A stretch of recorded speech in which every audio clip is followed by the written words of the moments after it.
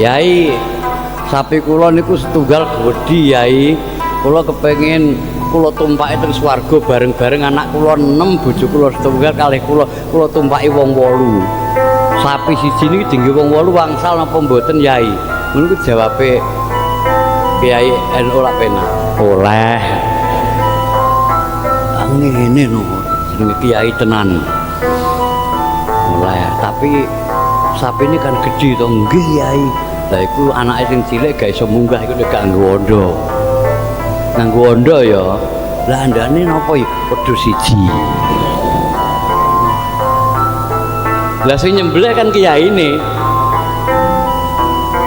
Namanya nyembelih niate kan qasdus sa'i muqtaronan bi fi'lihi. Kapan nyembelih sapi siji kanggo wong 7 kan wis beres, wedhus siji kanggo wong 1 8. Kono gak ngerti. Pokoke oleh alhamdulillah pun ondone kula golek sing apik wedhus gawedhi Yai. Kena dan sah karena niatnya sudah benar. Metode yang digunakan kiai dengan sedemikian halusnya tapi kena.